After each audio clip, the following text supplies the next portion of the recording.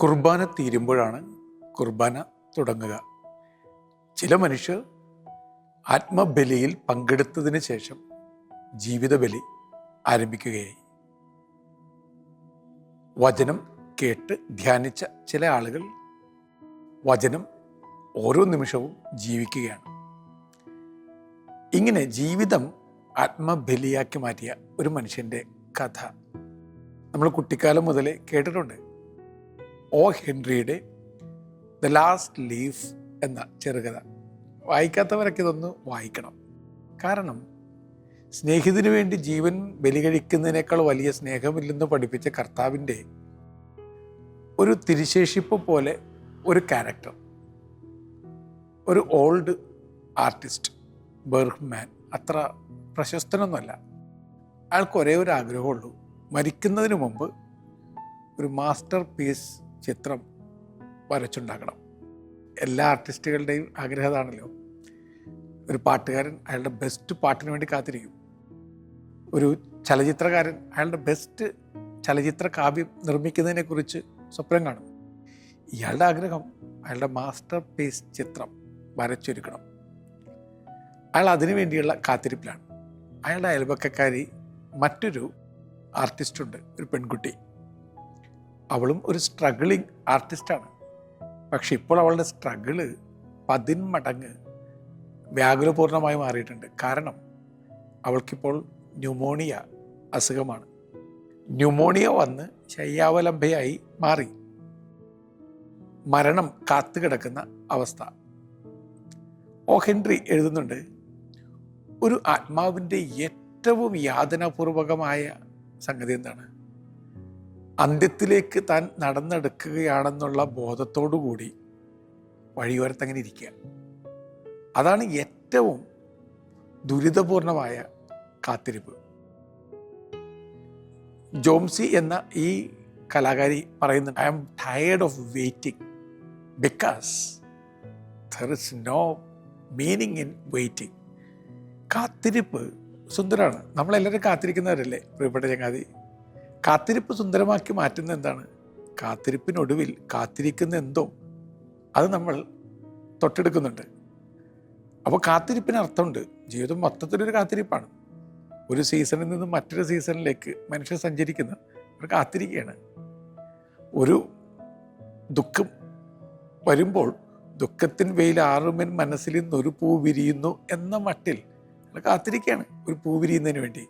കാത്തിരിപ്പിന് അർത്ഥമുണ്ട്. പക്ഷേ എല്ലാം മീനിങ്ലെസ് ആണെന്ന് തോന്നുമ്പോഴും കാത്തിരിപ്പ് വ്യർത്ഥമായിട്ട് മാറും. അപ്പോൾ ഈ കഥാപാത്രത്തെ സംബന്ധിച്ചിടത്തോളം മരണം വാതിൽക്കൽ വന്ന് മുട്ടി നിൽക്കുകയാണ്. ഇനി ജീവിതത്തെക്കുറിച്ചും സ്വപ്നങ്ങളെക്കുറിച്ചുമൊക്കെ ചിന്തിച്ചിട്ട് കാര്യമില്ല. Nothing is going to happen. Samuel ബെക്കറ്റിൻ്റെ വെയിറ്റിംഗ് ഫോർ ഗോഡോട്ട് എന്ന ചെറു നോവലുണ്ടല്ലോ, അതിൽ എല്ലാവരും കാത്തിരിക്കുന്നവരാണ്. പക്ഷേ അബ്സേർഡിറ്റിയുടെ എഴുത്തുകാരൻ ഇങ്ങനെ എഴുതുന്നുണ്ട്, nobody goes and it's all absurdity. എല്ലാം അസംബന്ധമാണ്. ആരും വരുന്നില്ല, ആരും പോകുന്നില്ല. എന്നാലും എല്ലാവരും എന്തിനോ വേണ്ടി, ഒരിക്കലും വരാത്ത എന്തിനോ വേണ്ടി കാത്തിരിക്കുന്ന പോലെ. ഇവിടെ ഒരിക്കലും വരാത്ത ജീവിതത്തിന് വേണ്ടി കാത്തിരിക്കുകയാണ്. അപ്പോൾ ശരിക്കും വരാൻ പോകുന്നത് മരണമാണ്. ഇങ്ങനെ മരണം മുന്നിൽ കണ്ടുകൊണ്ട് നരകിച്ച ഒരാൾ കാത്തിരിക്കുന്നു. ഇതൊരു വല്ലാത്തൊരു അവസ്ഥയാണ് സത്യത്തിൽ. ചങ്ങമ്പുഴ പണ്ട് കവിത കുറിച്ചിട്ടുണ്ട്, എന്താണ് ജീവിതം അവ്യക്തമാമൊരു സുന്ദരമായ വളകിലക്കം, സംഗീതത്തുന്തലം നൈമിഷികോജ്ജലം, പിന്നെയോ ശൂന്യം പരമശൂന്യം. അതായത് എന്താണ് ജീവിതം? അതിൻ്റെ ഉത്തരമാണ് അല്പനേരത്തേക്ക് ഉജ്ജ്വലമായിട്ട് ഉണ്ടാകുന്ന ഒരു വളകിലക്കമാണ്. അത് കഴിഞ്ഞിട്ട് പാട്ടില്ലാതാവും, ഈ വളപ്പൊട്ടുകളൊക്കെ ഇല്ലാതാവും, പിന്നെ പരമശൂന്യം. അതല്ലല്ലോ ജീവിതം. ഈ ജീവിതത്തിനപ്പുറത്തേക്ക് നീളുന്ന ഉൾക്കാഴ്ചകളുള്ള മനുഷ്യർക്ക് അതല്ല, അബ്സർഡിറ്റി അല്ല ജീവിതം. ഏതോ ഒരു സാഹിത്യകാരൻ മരിക്കുമ്പോൾ പറഞ്ഞു, കർട്ടൻ താഴ്ത്ത്, അസംബന്ധ നാടകം തീർന്ന് ഇനി കർട്ടൻ താഴ്ത്ത്. അങ്ങനെ മരിക്കേണ്ട ആളുകളാണോ നമ്മളൊക്കെ? അല്ല. ഡൊമിനിക് സാവിയോ മരണക്കിടക്കിൽ പറഞ്ഞതെന്താണ്? ഏറ്റവും സുന്ദരമായ കാഴ്ചകൾ ഞാൻ കാണുന്നു, ഏറ്റവും സുന്ദരമായ ലോകത്തിലേക്ക് ഞാൻ പോകുന്നു. അങ്ങനെയൊക്കെയാണ് നിത്യതയിലേക്ക് കണ്ണു തുറന്നിരിക്കുന്ന ആളുകൾ കാഴ്ച കണ്ടിട്ടുള്ളത്. അല്ലെങ്കിൽ ജോൺ ഓഫ് ദ ക്രോസ് മരിക്കുന്ന നേരത്ത് പറഞ്ഞത് എന്താണ്? പൂക്കൾ പൂക്കൾ പൂക്കൾ, എല്ലായിടത്തും ഞാൻ പൂക്കൾ മാത്രം കാണുന്നു. അതായത് അങ്ങേറ്റം പീഡ അനുഭവിച്ചൊരു മനുഷ്യനാണ് ഈ പറയുന്നത്, ഞാൻ ചുറ്റിലും പൂക്കൾ കാണുന്നു. അത് ഒരു തരത്തിലുള്ള മരണമാണ്. ഇവിടെ ഒരാൾ നിരാശ കൊണ്ട് മരണം കാത്തു കിടക്കുകയാണ്. അങ്ങനെ കിടക്കുമ്പോൾ ശരത്കാലം വന്നു. ശരത്കാലത്തിൻ്റെ പ്രത്യേകത എന്താണ്? എല്ലാ ഇലകളും കൊഴിയും, പിന്നെ ഭൂമി നഗ്നയാക്കപ്പെടും. ഈ മരച്ചില്ലകളൊക്കെ നഗ്നവൈരൂപ്യത്തിൽ അങ്ങനെ യാചനാപൂർവം ചില്ലകൾ നീട്ടി നിൽക്കും. അപ്പോൾ ഇവരുടെ ഒരു ചിന്തയുണ്ട്, അല്പം വിചിത്രമായ ചിന്തയാണ്. ഈ ഇല കൊഴിയുന്നത് പോലെ ഞാനും കൊഴിഞ്ഞില്ലാതാവും. അപ്പോൾ അവരുടെ കിടക്കുന്ന ജനാലയ്ക്ക് ഓപ്പോസിറ്റ് കെട്ടിടത്തിലേക്ക് ഒരു വള്ളി പടർന്നു കയറുന്നുണ്ട്. അതിലെല്ലാ ഇലകളും പോയി. അവസാനത്തെ ഒരു ഇല, ദ ലാസ്റ്റ് ലീഫ്, അതുമാത്രം അടുത്തൊരു കാറ്റിൽ കൊഴിഞ്ഞു വീഴാൻ എന്ന മട്ടിലെ അങ്ങനെ നിൽക്കുന്നുണ്ട്. ഏത് നിമിഷവും അത് കൊഴിഞ്ഞു വീഴാം. ഇവർ പറയുകയാണ്, ആ ഇല അത് പോകുമ്പോൾ, അത് കൊഴിഞ്ഞു വീഴുമ്പോൾ ഞാനും കൊഴിഞ്ഞു വീഴും. അതൊരു സൈക്കോളജിക്കൽ ഇമേജറി പോലെയാണ്. അവരുടെ ഉള്ളിൽ അതിങ്ങനെ പതിഞ്ഞിടക്കുകയാണ്. ഈ അവസാനത്തെ ഇല കൊഴിഞ്ഞു വീഴുമ്പോൾ ഞാനും കൊഴിഞ്ഞു വീഴും. ഉള്ളിനുള്ളിലൊരു പ്രാർത്ഥനയുണ്ട്, അവസാനത്തെ ഇല കൊഴിഞ്ഞു വീഴല്ലേ. അത്ര പെട്ടെന്ന് മരിക്കാൻ അവർ തയ്യാറായിട്ടില്ല, റെഡിയായിട്ടില്ല. അവരങ്ങനെ കിടക്കുകയാണ്. അങ്ങനെ കിടക്കുന്ന നേരത്ത് ഈ മാസ്റ്റർ പീസ് ചിത്രം ഒരുക്കാൻ കൊതിച്ച് കാത്തിരിക്കുന്ന മനുഷ്യൻ, അയാൾ രംഗപ്രവേശം ചെയ്യുന്നു. ഇവളുടെ കരച്ചിലൊക്കെ അയാൾ കാണുന്നുണ്ട്. അയാൾ ആ കൊഴിഞ്ഞു വീഴാൻ സാധ്യതയുള്ള ഇല കാണുന്നുണ്ട്.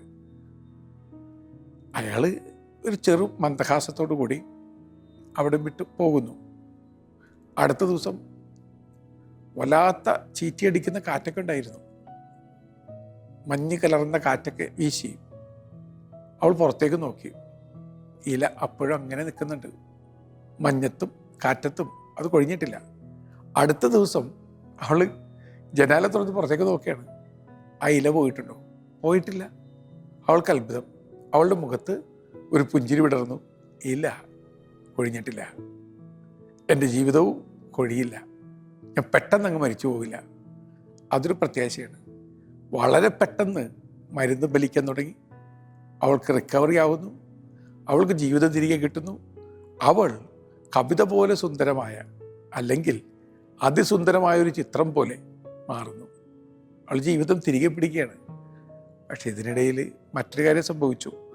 മാസ്റ്റർ പീസ് ചിത്രം വരക്കാൻ കൊതിച്ച ആ വൃദ്ധ കലാകാരൻ അയാളുടെ മാസ്റ്റർ പീസ് ചിത്രം വരച്ചിരുന്നു. ആ മാസ്റ്റർ പീസ് ചിത്രം ഏതായിരുന്നു? അപ്പുറത്തെ ആ കാട്ടുവള്ളിയിൽ കാറ്റത്ത് അവസാനത്തെ ഇല കൊഴിഞ്ഞു പോയിരുന്നു. പക്ഷെ ഇയാൾ ആ കൊഴിഞ്ഞ ഇലയുടെ സ്ഥാനത്ത് അതിവിദഗ്ധമായി അങ്ങേറ്റ സ്വാഭാവികതയോടുകൂടി ഒരു ഇല വരച്ച് അതോട് ബന്ധിപ്പിച്ച് നിർത്തി. ഒരിക്കലും കൊഴിയാത്ത, സൗന്ദര്യം തീരാത്ത പച്ചപ്പുള്ള ഒരില. അത് അയാളുടെ മാസ്റ്റർ പീസ് ചിത്രമായിരുന്നു. പക്ഷെ ആ മാസ്റ്റർ പീസ് ചിത്രം ഒരുക്കുന്നതിനിടയിൽ മഞ്ഞേറ്റ് കാറ്റേറ്റ് അയാളുടെ ശരീരത്തിൻ്റെ അവസ്ഥ മാറി. അയാൾ ന്യൂമോണിയ രോഗിയായിട്ട് മാറി. പതുക്കെ പതുക്കെ അയാൾ ന്യൂമോണിയക്ക് കീഴ്പ്പെട്ടു. സ്നേഹിതന് വേണ്ടി ജീവൻ ബലി കഴിക്കുന്നതിനേക്കാൾ വലിയ സ്നേഹമില്ല.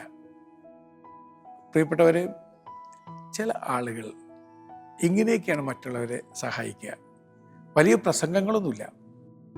ലാറ്റിൻ അമേരിക്കൻ കവിതയിൽ ഒരു യുവാവ് കുഴിയിൽ വീണു. അയാളെ രക്ഷിക്കാൻ ആരും വന്നില്ല. ഒരു ലോയർ പറഞ്ഞത്, നിന്റെ കുറ്റം, നിന്റെ തെറ്റ്, നീ കണ്ടില്ല, നീ കുഴിയിൽ വീണു, അതുകൊണ്ട് നീ തന്നെ രക്ഷപ്പെടുക. വിപ്ലവകാരി പറഞ്ഞത്, കുഴി ഒരുക്കിയത് സർക്കാരിൻ്റെ അനാസ്ഥ മൂലമാണ്. കുഴി നേരെയാക്കാൻ വേണ്ടി ഞാൻ വിപ്ലവം നയിക്കും സർക്കാരിനെതിരെ. അപ്പോഴും കുഴിയിൽ കിടന്നയാൾ അവിടെ കിടക്കുകയാണ്.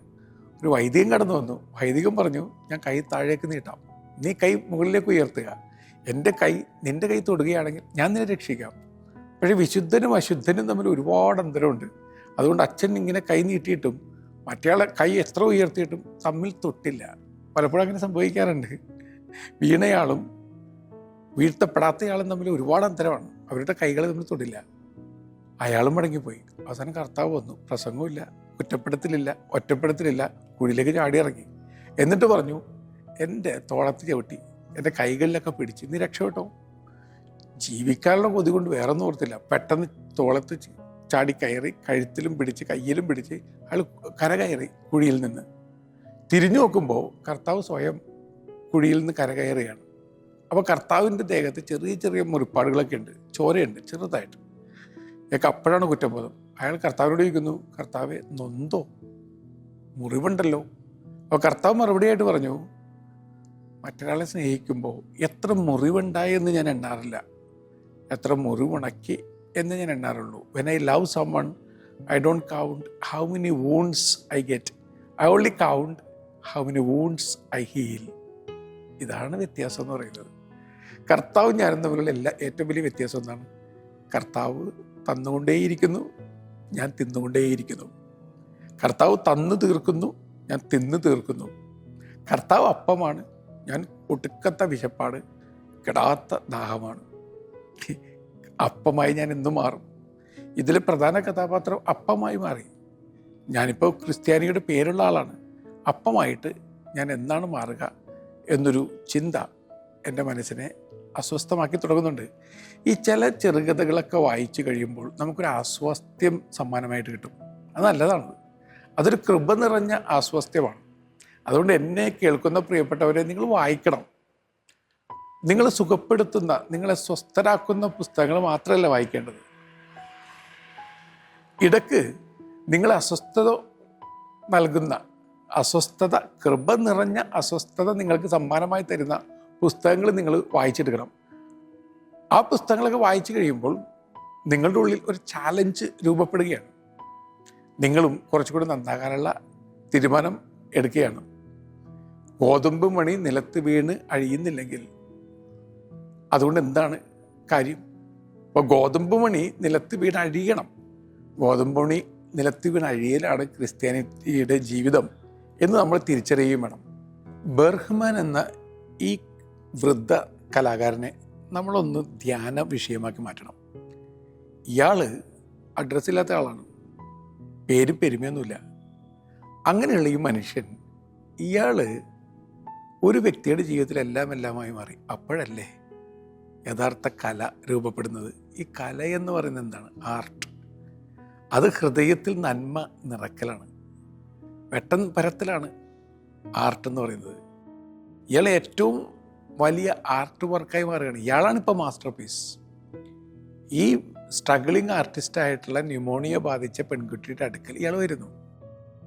നനുനനുത്ത സ്പർശം കൊണ്ട് അവൾക്ക് സാന്ത്വനമേകുന്നുണ്ട്. പിന്നെ അൾട്ടിമേറ്റ് സാക്രിഫൈസാണ്. അൾട്ടിമേറ്റ് സാക്രിഫൈസ് നടത്തി അയാൾ അവൾക്ക് ജീവൻ കൊടുക്കുകയാണ്. പണ്ടൊരു ഹൈന്ദവ കവി ക്രിസ്തുവിനെ കുറിച്ച് ഇങ്ങനെ കവിത എഴുതി: നിറമേഴും നീലാകാശ കുടകൾ കേകി ടവയുടെ നിറവയിൽ ദുഃഖം ദുഃഖക്കുടയായി ചൂടിയോനെ നീ യേശു. ആ കവിതയൊക്കെ ഒന്ന് ധ്യാനിക്കുമ്പോൾ എന്തൊരു സുന്ദരമായ ഇമേജറിയാണ്. നിറമേഴും നീലാകാശ കുടകൾ കേകി ടവയുടെ നിറവയിൽ ദുഃഖം ദുഃഖക്കുടയായി ചൂടിയോൻ നീ യേശു. കർത്താവ് അങ്ങനെയാണ്. കുട പോലെ എല്ലാ ദുഃഖങ്ങളും ഏറ്റെടുക്കുകയാണ്. എന്നിട്ട് മറ്റുള്ളവർക്ക് കുളിർമ, ജീവിതം, ജീവൻ്റെ നീരുറവകൾ ഒക്കെ പ്രദാനം ചെയ്യുകയാണ്. ഇതിലെ കഥാപാത്രവും അങ്ങനെ തന്നെയാണ്. കഥയുടെ അന്ത്യത്തിൽ ജീവൻ തിരികെ കിട്ടിയ പെൺകുട്ടി ഇങ്ങനെ പറയുന്നുണ്ട്: ദൈവമേ, എന്തൊരു സാക്രിഫൈസാണത്. ഒരു ജീവിതത്തിന് പകരമായി മറ്റൊരാൾ അയാളുടെ ജീവിതം അർപ്പിച്ചിരിക്കുകയാണ്. എന്നിട്ട് അവൾ പറയുന്നുണ്ട്: ഇനി ഞാൻ ജീവിക്കും അയാൾക്ക് വേണ്ടി. അയാളുടെ സ്വപ്നങ്ങൾ സാക്ഷാത്കരിക്കുന്നതിന് വേണ്ടി ഞാൻ നന്നായി ജീവിക്കും. ഒരു മിനിറ്റ് പോലും പാഴാക്കില്ല എന്ന ഒരു ദൃഢനിശ്ചയമാണ്. ഇനി ഈ പെൺകുട്ടി മഹാനായ ഒരു കലാകാരൻ്റെ ഓർമ്മയ്ക്ക് മുമ്പിൽ ഒരു മാസ്റ്റർ പീസായി മാറും. എന്നെ കേൾക്കുന്ന പ്രിയപ്പെട്ടവരെ, ത്യാഗമാണ് മനുഷ്യരെ മനുഷ്യരാക്കി മാറ്റുക. സ്നേഹവും പ്രത്യാശയും ഒരുമിച്ച് ചേരുമ്പോൾ അത്ഭുതങ്ങൾ സംഭവിക്കുകയാണ്. നിങ്ങൾക്ക് സ്നേഹം വേണം. ഉള്ളലിഞ്ഞ് ഉള്ളു തുറന്ന് സ്നേഹിക്കാനുള്ളൊരു കഴിവ്. അതിനോടൊപ്പം തന്നെ പ്രത്യാശയോട് ചേർന്ന് കഴിയുമ്പോൾ നിങ്ങൾ എവിടേക്ക് ചെന്ന് ചേരുന്നുവോ അവിടെയൊക്കെ അത്ഭുതങ്ങളുണ്ടാവും. ഇത് രണ്ടും ഇല്ലാത്തതുകൊണ്ടാണ് മരുഭൂമികൾ ഉണ്ടാകുന്നത്. ശരിക്കും വനം ആയിരുന്ന അന്തരീക്ഷത്തിൽ മരുഭൂമികൾ രൂപപ്പെടുന്നത് സ്നേഹവും പ്രത്യാശയില്ലാഞ്ഞതുകൊണ്ടാണ്. നിങ്ങളുടെ വീട് പറുദീസയായിരുന്നു. പറുദീസ ഇപ്പോൾ നഷ്ടസ്വർഗമായി മാറിയത് സ്നേഹവും പ്രത്യാശയില്ലാത്തതുകൊണ്ടാണ്. അതുകൊണ്ട് ഒരു കഥ വായിച്ചിട്ട് മാറ്റിവെച്ചിട്ട് കാര്യമില്ല. കഥയിലെ കഥാപാത്രങ്ങളുടെ നന്മ ഉൾക്കൊള്ളുക. കഥയിലെ കൃപയുടെ നീരൊഴുക്കിൽ നിങ്ങൾ തന്നെ ഒരു സ്നാനം നേടി പുതിയ വ്യക്തികളായിട്ട് മാറുക. അങ്ങനെയൊക്കെ സാധിക്കുന്നില്ലെങ്കിൽ എന്തിനാണ് സാഹിത്യ പ്രവർത്തനം?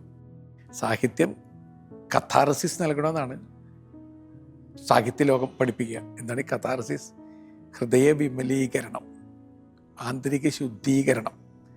അത് നേടിയെടുക്കണം ഓരോ പുസ്തകത്തിലൂടെയും സഞ്ചരിക്കുമ്പോൾ. ഈ കഥയിൽ നിന്ന് നമ്മൾ ജീവിതത്തിലേക്ക് സഞ്ചരിക്കുമ്പോൾ നമ്മളുടെ ജീവിതത്തിൽ മറ്റുള്ളവർക്ക് വേണ്ടി അഴിയാൻ, മറ്റുള്ളവർക്ക് വേണ്ടി മുറിയാൻ, മറ്റുള്ളവർക്ക് വേണ്ടി നിന്നെരിഞ്ഞ് കത്തിപ്പടർന്ന് മെഴുകുതിരിയായി മാറാൻ നമ്മൾ എത്രത്തോളം സന്നദ്ധരാണ് എന്ന ചോദ്യത്തിന് നമ്മൾ ഉത്തരം കണ്ടെത്തണം. ഈ പുസ്തകം ഒരു പ്രത്യാശയുടെ പുസ്തകം കൂടിയാണ്.